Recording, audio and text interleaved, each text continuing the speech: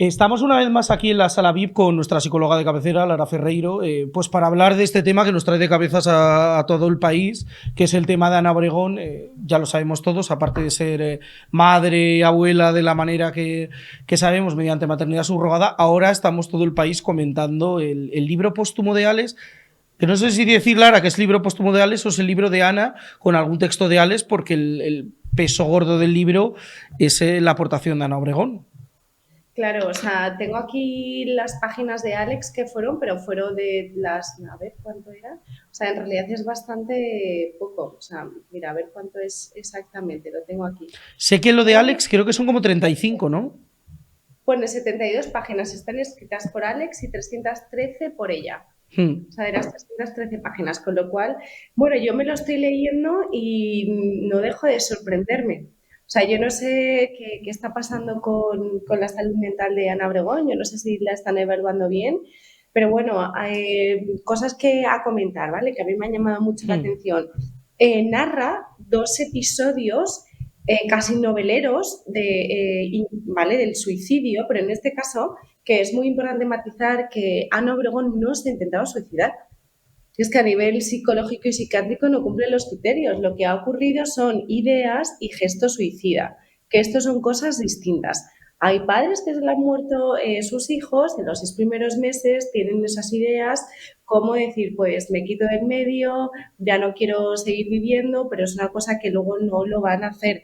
Que eso es bueno, pues suele ocurrir, pero luego ya recurres a ayuda psiquiátrica, a ayuda psicológica para superar el duelo. Lo peligroso de este caso, que yo es que cuando lo leo, bueno, de hecho, o sea, ¿no? Me ha sorprendido mucho la narración de estas ideas y el gesto suicida. Es decir, es casi de una forma romántica, como si fuera, ¿no? Pues de repente estaba en el balcón y vi una estrella y eso fue Es una que señal.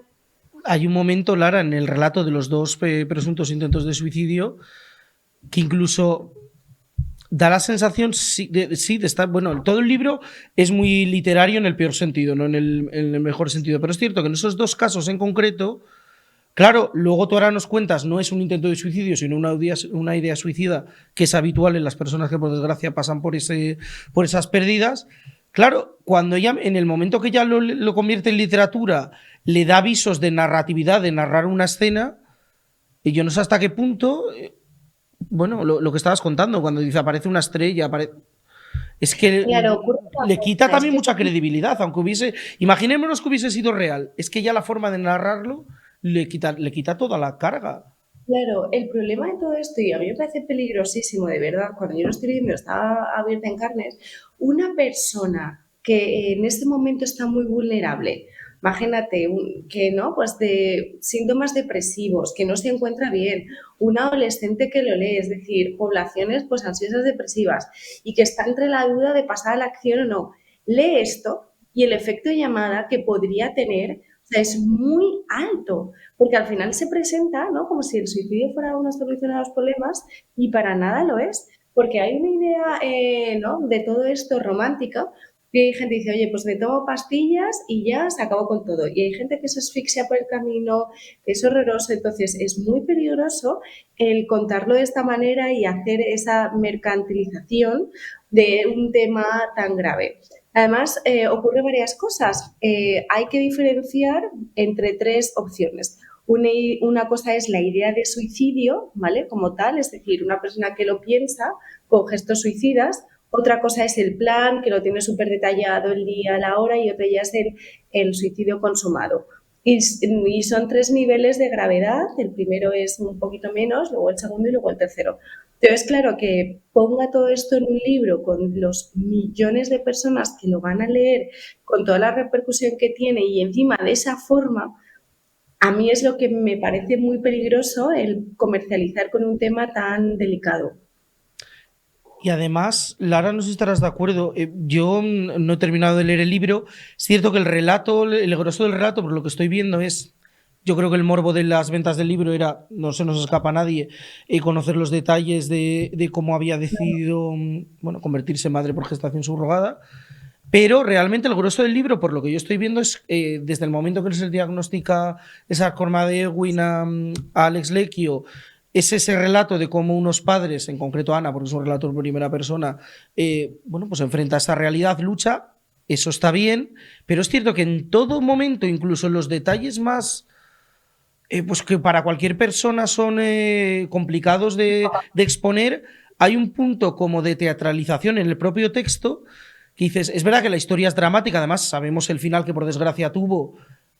A mí me está dejando muy frío en ese sentido porque dices, me cuesta mucho empatizar por la forma tan teatral que está, está exponiendo la historia. Claro, trasladado a las dos escenas de presunto intento de suicidio, dices, leches, es que ya esto para mí me está dejando frío, pero para que alguien que lo lea bajo otro prisma, como bien dices, la lectura es mucho más complicada y puede tener unas consecuencias peores, entiendo. Claro, es que ese es el tema. Yo que también escribo y tengo mi libro, o sea, yo entiendo que hay una parte real y una parte de ficción. Yo no sé qué porcentaje, en este caso, ella tiene de ficción en todo lo que cuenta, pero además, aparte de esto, o sea, en España hay 11 suicidios al día, en total tenemos unos 4.000, entonces es muy peligroso, ¿no? El decirlo de esta manera y a mí también me deja frío. O sea, como al final cuando un relato es emocional y es de verdad, cuando lo estamos leyendo, activamos las neuronas espejo, que Mm. puedes empatizar con la otra persona. A mí cuando se novela de esa manera, no sé qué porcentaje de ficción hay, qué porcentaje no, es una cosa que a mí no me conecta, sobre todo con temas tan serios. Y luego hay una cosa que te quiero leer que a mí, bueno, pues también me deja bastante, ¿no?, con los pelos de punta, que dice tal cual, porque he sacado el extracto del libro. He decidido no utilizar pastillas, ni alcohol, ni psicólogos para aliviar mi dolor. Este es mi duelo por ti. Es mi camino que he de recorrer sangrando. Es decir, una persona que está narrando en el libro que no quiere vivir, que todos los días se plantea el que su vida no tiene sentido y que ponga eso. Es decir, que encima lo peor de todo es que el mensaje que está dando es peligrosísimo de, oye, mira, yo tengo, ¿no?, mis ideas con gesto suicida, porque para Mm. mí no se intenta suicidar, porque técnicamente de hecho no lo es, pero tampoco necesito ni pastillas, no necesito ni psicólogos y justamente a las 3 semanas de fallecer mi hijo me voy corriendo a Estados Unidos como alternativa porque es un secreto entre los dos para ser una madre abuela. Yo es que de verdad no, el caso no lo veo por ningún sitio. O Y sea, en este caso además, la alternativa es eso, de una persona que pierda un hijo. La alternativa es todo esto que está montando y además la incoherencia que ella fue al defensor del menor, que dijo, cierto. por favor, que no sacaran a su hijo. Y ahora esta niña está sobreexpuesta desde que es muy pequeña a portadas, es decir, o sea, Y me parece muy... en redes constantemente está subiendo contenido, constantemente, Ana. Claro, es que es esa incoherencia que yo estoy viendo, ¿no?, por todos lados y luego los mensajes que están mandando también con lo del psicólogo, de por favor, desde aquí lo decimos, que cualquier persona que esté Desde mal, luego. que va, porque el problema psicológico no va más, va menos. Mira, solo se puede procesar un duelo a la vez. Ella ha hecho 3, es decir, no ha hecho ninguno, quiero decir, parece ser, ¿no? Posiblemente el de la madre, el del padre, el del hijo. Entonces, al final, ¿no?, lo que hablamos de los posibles duelos por sustitución, y luego tiene muchísimos peligros, que yo siempre lo digo, es decir, posibles consecuencias. Si la niña sale fenomenal, bueno, pues toda España nos alegramos. ¿Y si sale mal? Porque yo veo muchos riesgos. Yo veo como un experimento psicológico, es decir, de repente un trastorno de identidad. ¿Quién es mi padre? O sea, dale, entonces mi padre con el semen de un vientre de alquiler, o sea, es como un tema complejo. Toda Mm. la comparativa, está la euforia, pero luego Alex no va a volver. Dios, muchas veces Claro. creces con la idea de la sombra del difunto. Luego también, pues todas las derivadas que puede tener, que incluso yo he visto padres que en el hijo por sustitución piensan, cuando se ha fallecido, piensa que es el difunto reencarnado y en los casos, por ejemplo, de adopción con más de 45 años y si se te ha muerto un hijo, no puedes adoptar, pero porque entienden que lo que vas a hacer Es una es una, sustitución, que es lo que está cierto. en toda la literatura. Entonces es muy peligroso. Y luego, en vientres de alquiler, bueno, gestación subrogada, no hay controles psicológicos, al menos lo que yo viví en Estados Unidos. Bueno, yo lo he contado, o sea, básicamente yo hice el posgrado allí y entonces era de, oye, pues te pagamos X cantidad por cada informe y ya está, pero que los Eso es informes siempre se van tremendo, a... ¿eh? Porque es arramblar a los profesionales de la psicología y de la salud mental, apartarles de todo el proceso, y eso es tremendo. Es que todo vale, es que todo vale. Es decir, al final, es que yo he vivido en Estados Unidos, conozco muy bien, he hecho el posgrado, sé lo que hay. Entonces, es que todo vale si a ti te pagan dinero, es decir, pues si no vas a ser tú, va a ser la otra persona. Y si a lo mejor por caso te dan 2.000 dólares y ves 10 al día, tienes 20.000 dólares. Luego vas a la Claro. cárcel si hay un problema. Pero claro, entonces me parece tan peligroso todo lo que estamos viviendo, esa comercialización de todo esto, de todos los millones de personas que lo están vendiendo, el no vayas al psicólogo, el testamento hológrafo porque es los deseos de mi hijo, esa sobreexposición de la niña, que yo la verdad me abro de carnes.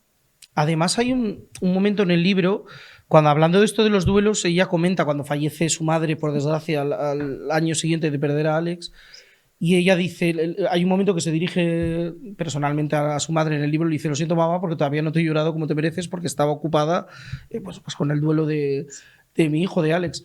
Claro, ¿te acuerdas la primera vez que hablamos del tema, cuando se montó todo el boom? Una de las Sí, cosas que comentábamos era, si esto lo está haciendo por sustitución, que parece ser ya por todo lo que sabemos que duelo así es, patológico, sí, posible ¿por por qué en estos sustitución. 3 años, qué es lo que no ha hecho Ana? ¿Por qué? Bueno, y en el libro lo confiesa, no he hecho el camino sin psicólogos y sin nada.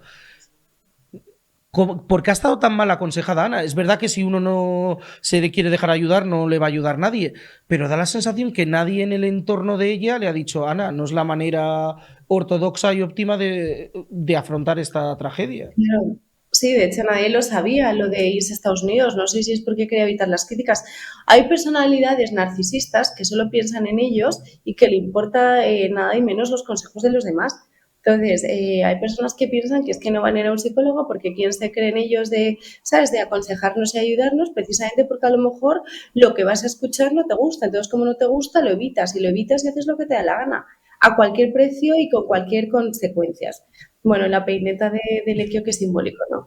Sí, ahora mismo nos lo acaban de poner los compañeros. Es verdad que todo el libro, mira, hablando de peineta, podríamos hacer casi una metáfora. Todo el libro, a mí me da la sensación que está armado para contar ese no duelo, porque como bien decimos, no ha habido un proceso de duelo óptimo.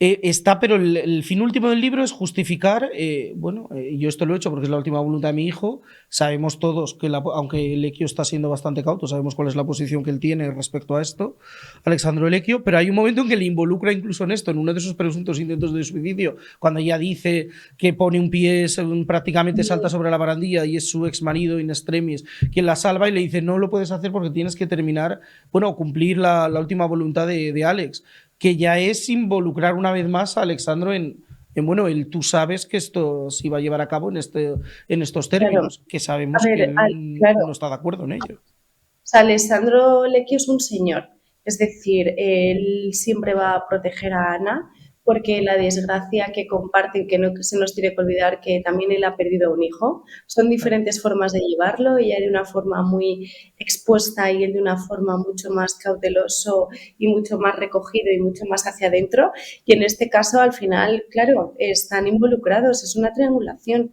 Entonces, en este caso, él no va a decir nada que la perjudique a Ana por mucho que haga ella, porque no hay que, vamos, que olvidar que es que comparten esa desgracia, que es lo peor que le puede pasar a un ser humano, con lo cual, pues tendrá que hacer de tripas corazón, sus opiniones las dejó muy clara, lo que opina respecto al vientre de alquiler, tal, y Sí, ahora es sus cierto. propias palabras tiene que, claro, omitirlas porque no quiere, ¿no?, enfollonar la memoria de su hijo. Entonces, yo creo que hace muy bien en ser elegante, pero creo que no dice todo lo que piensa y creo que también su comunicación no verbal puede estar diciendo, bueno, pues cosas como que a lo mejor no estoy tan de acuerdo con lo que está haciendo Ana, pero en cualquier caso no se va a pronunciar.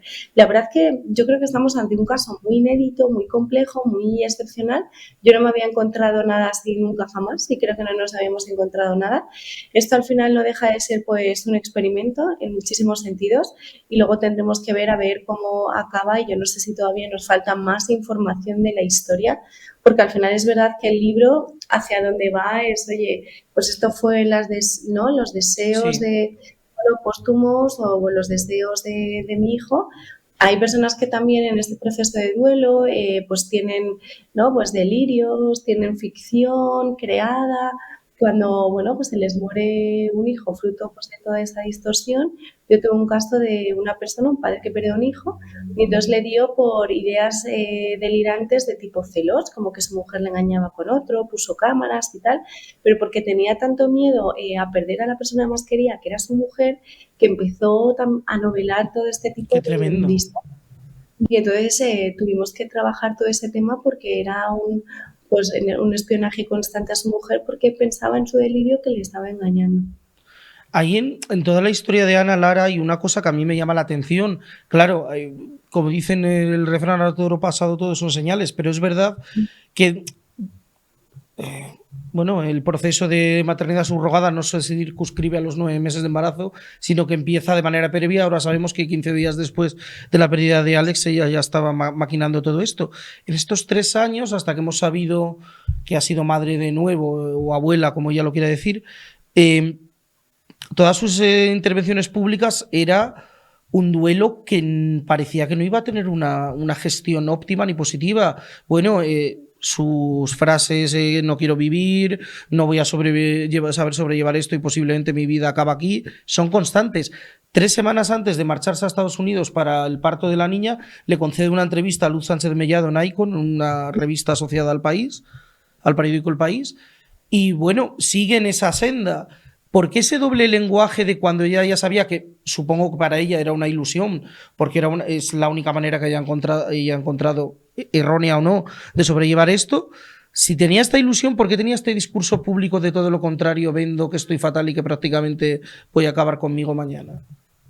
Claro, es que es lo que yo hablaba de la falsa euforia, es decir, tú estás muy mal, que esa es la realidad, es decir, de duelos, que es que posibles duelos que no has procesado a ningún nivel, tienes ahora, oye, pues no, la nueva ilusión, tu hija, nieta, pero muchas veces es esa falsa euforia. Es como, por ejemplo, cuando de repente te han dejado una pareja, ¿vale? Y te bajas una aplicación y empiezas a chatear con una persona y le conoces de 3 semanas y dices, Dios mío, Es el me hombre de mi encanta, vida. Sí. es el amor de mi vida y luego a las meses o a las semanas dices, Dios mío, si es que le tengo completamente idealizado, pues esto puede pasar igual. Al final lo que ocurre es que tú, hasta que no tienes a esa persona, a esa niña en brazos, ese bebé, como que no conectas con las emociones de forma real porque sigues en el duelo, te distraes en una posible euforia y luego puedes caer en la misma fase depresiva. Yo por eso veo sus riesgos. Es como lo de un clavo saca otro cuando te acaba de dejar una persona que te ibas a casar y de repente conoces a otra a las 3 semanas, intentas ahí hacer, ¿sabes? Como un salto que nunca va a funcionar y que al final se te van a enquistar los dos. Pues eso en versión maternidad es lo que podría ser. Pues Lara, muchísimas gracias como siempre. Me temo que seguiremos hablando de este tema muchísimo porque, bueno, nos tiene a todos Nos sorprendidos y gracias sobre todo por poner luz a la parte más oscura del libro por los peligros que sí. puede tener para terceros, que eso es lo que debemos hacer los medios de comunicación, señalar este tipo de cosas.